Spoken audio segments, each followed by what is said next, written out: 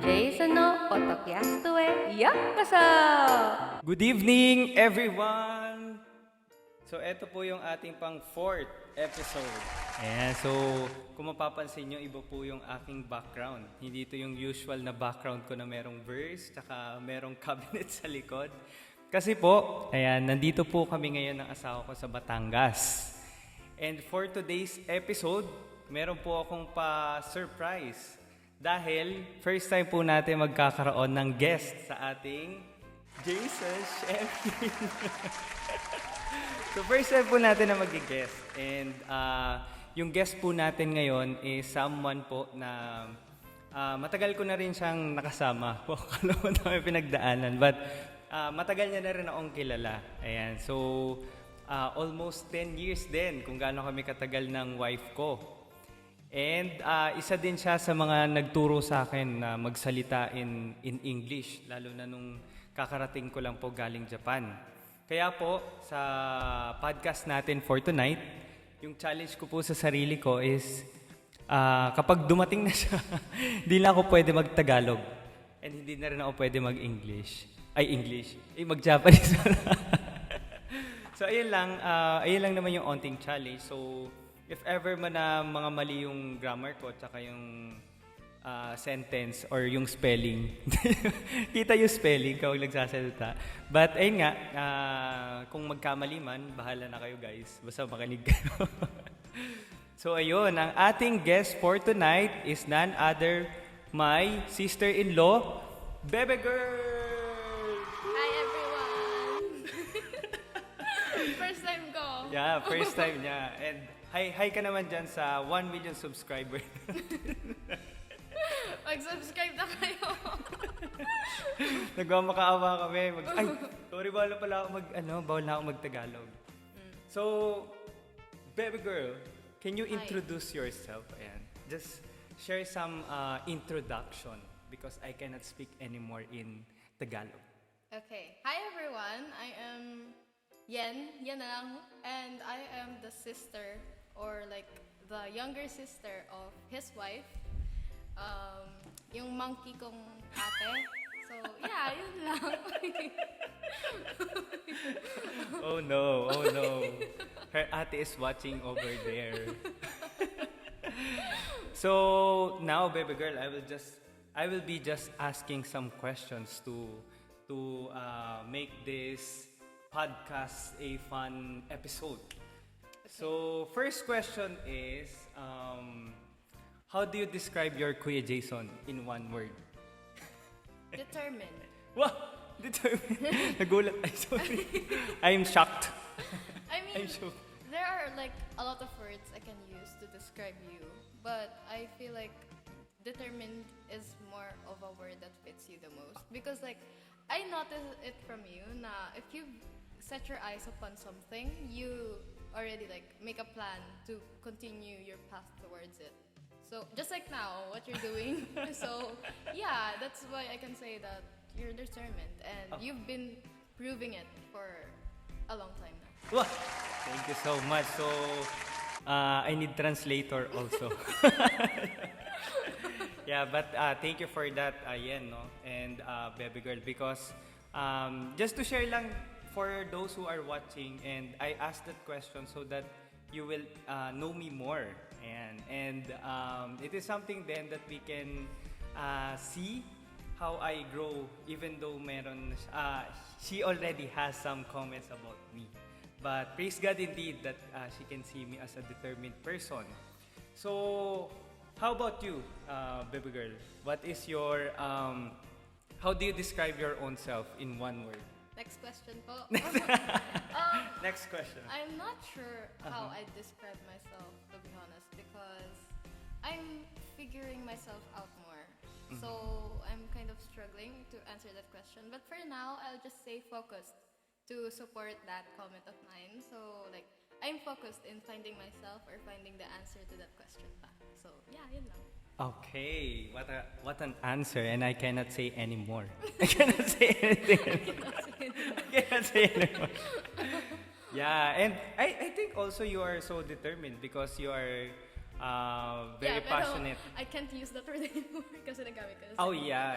It's like using the same word, but it's okay. Yeah, and just to share, guys, no, for those who are watching, Yen is so very good in studies. Yeah, like she is a first, like top, right? Yeah, top honor in your school, right? Yeah, and praise God indeed for that blessing of skills and having that discipline of studying. So for those who are watching na still studying, I think that is your season, no, that you should really parang embrace so that it will have a fruit then or labor in your future. Ayan. So, what do I... Right now, I don't know what to ask. But do you have any something to tell also for those who are same with your age? Like an advice or how can you parang help them to be motivated with studying? Like that. So do you have Well, any? To be honest, it's quite hard to answer that, to like give advice, because me myself, I need advice as well. But the first thing that I would recommend is to know your priorities and like stray away from distractions. Because in knowing the priority, it is important so that your path will be more straight and that you can continue walking and not in a like a hazy way or like in a blurry way, but it's something that you have your eyes set upon to, and like you are really focused into it, so that, and it helps in like knowing yourself better. And now it's very for our age, being a teenager, it's like the curiosity will always get to you. Like alam mo, yung mga like now that the social media is like the whole society is wrapped around it, it's like whatever you see in social media, you have this like mindset na, oh, I want to have that too, I want to experience that too. And we don't realize that those things are actually negative. And we know that sometimes it's toxic, but we still want to experience it. And I feel like I should emphasize more that we need to get our path straight, our gaze straight, so that we wouldn't be distracted away from those, because those are distractions. Even though it's an entertainment or a way of expressing yourself or having fun, it has a negative impact. Napasubo ako, guys. Wala pasubo ako sa first guest ko. So FYI, guys, no, Yen is just 13 years old and she has a lot of idea or knowledge also with the things that is happening, especially in this generation, no.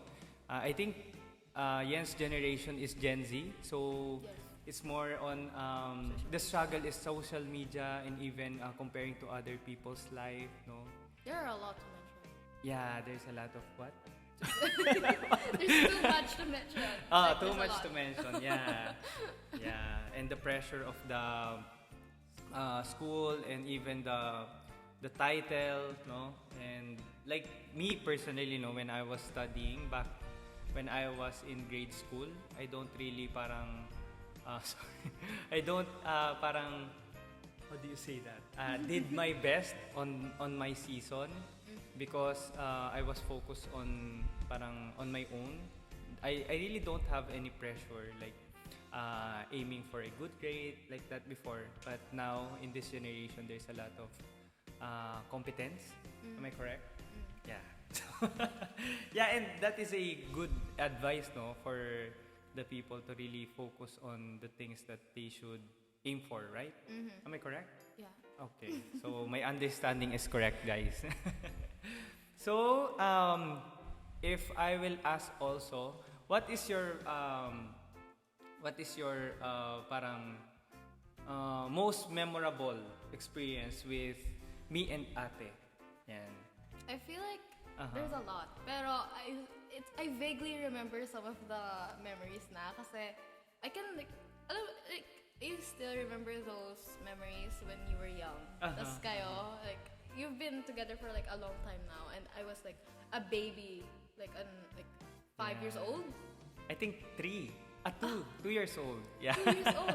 So, yeah, pero I was literally into Mogu Mogu that time. Tapos, and he would come to our house and I would ask him for Mogu Mogu. There's this convenience store near our house or near our village and I would ask him to buy Kuya Jason, buy Mogu Mogu, ganun. And I remember that. And I remember when you gave me a phone. Phone. Yeah, when I was elementary. And he gave me another phone which I'm using right now. And, and like, yeah, I have a lot of memories to name, but like most importantly, like are like how you disciple me, ganon, like how you're leading me and my family towards Christ. Yeah, I think that's one of Praise my God. Yeah. most memorable experiences. And our Yeah. bonding, honestly, everything. Everything. Wow, praise God for that. And yeah, I also remember that no when Yen was 2 years old and when we first met, like she is so cute and from that time until now, I really I really think that she is my personal sister. I mean, Wow. like a true sister. Because since baby, I already knew her. Ayan. So that's why everything that I have also, parang I want to share it to her because she is like my baby sister. And to share, no, with I'm the youngest in my siblings. So for me, yeah, in my family, and I really want to have a more younger sister that time, or I mean until right now. So that's why Yan is like my baby sister. And yes, how about as a Christian, baby girl? As a Christian in school or in everything that you do, how it impacts you as parang as a teenager or as a student. Yeah.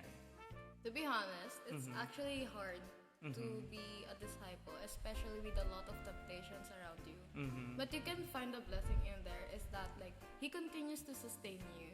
That gives you the strength and wisdom to not follow the distractions, even though it continues to tempt you and everything. So I feel like the true essence of being a disciple is having His love, His grace. And I keep on feeling that even though we are sinful, because yeah, and I know that, I admit that. And even though that we're not perfect, He still continuously like sustains me and guides me in all my paths.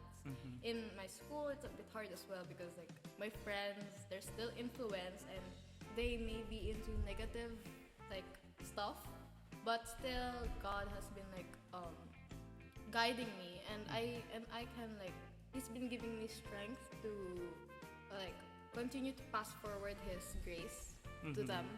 So I guess yeah, His love and grace talaga is what impacts the most in my Yeah, life. praise God. And God uses people also. So that's why me and Ate is still here. And also us, no, there is someone also that is discipling us. So that's why we are still continuing in this journey because it's a process and it's a journey, no? Not it's a journey and it's not a sprint but more on what do you call this? A marathon. So even though we fail or even though we stumble a lot of times, there is still a opportunity for us to stand up, and that's why we need the someone that will guide us because they will remind us to stand up again and follow God. So yeah, that's all. And my English also is running out. So do you have any message to our subscriber? I think our subscriber is 37 ba?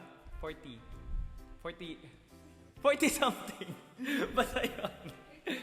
30 plus, yeah. So ayun. But do you have any message to our viewers over there?